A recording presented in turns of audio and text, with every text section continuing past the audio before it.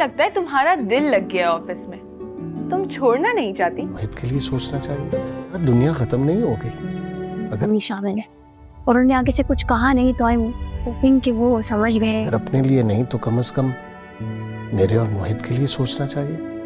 मुझे और जो नुकसान हो चुके हैं उसके बाद में मजीद नुकसान सहने के लिए तैयार नहीं हूँ। रोशी ने जिस तरह से तलहा का साथ दिया और मोहित को बेहतरीन अंदाज में संभाला, उसे देखकर तलहा काफ़ी खुश होगा।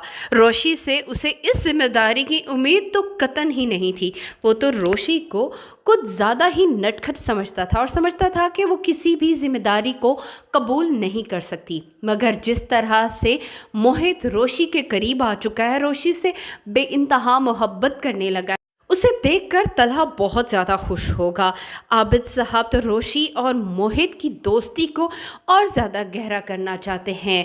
मोहित के माँ बाप के चले जाने के बाद आज पहली बार उन्हें मोहित के चेहरे पर इतनी खुशी नज़र आई है, इसीलिए वो अपने बेटे को समझाएंगे कि उसकी मंगेतर के छोड़ जाने के बाद ज़िंदगी ख़त्म नहीं हो जाती। अगर सबीका ने उसके साथ मंगनी ख़त्म कर दी है तो उसे किसी और के बारे में सोचना चाहिए।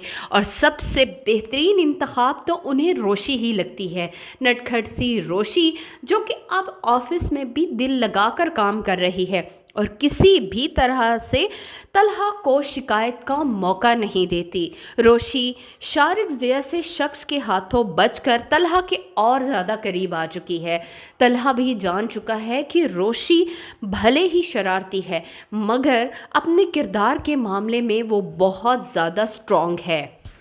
तलहा सबीका के बाद से अकेला रह जाएगा, मगर आबिद साहब और सलमान की दोस्ती अब रोशी की वजह से मज़ीद गहरी होने जा रही है। तो यहीं पर उमर की शादी के फंक्शन में भी तलहा को वो इनवाइट करेगी। तलहा चाहकर भी रोशी को इनकार नहीं कर पाएगा। जिस तरह उसकी बाप की बीमारी में रोशी ने उनका साथ दिया, अब उनका भी फ़र्ज़ बनता है कि रोशी की खुशियों में शामिल हों। और यहाँ पर भी रोशी अपने शोख चंचल अंदाज को लेकर चलेगी और तलहा को अच्छा खासा जिज करके रख देगी। तलहा उसकी शरारतों से कभी तंग आएगा तो कभी ये उसे बहुत अच्छी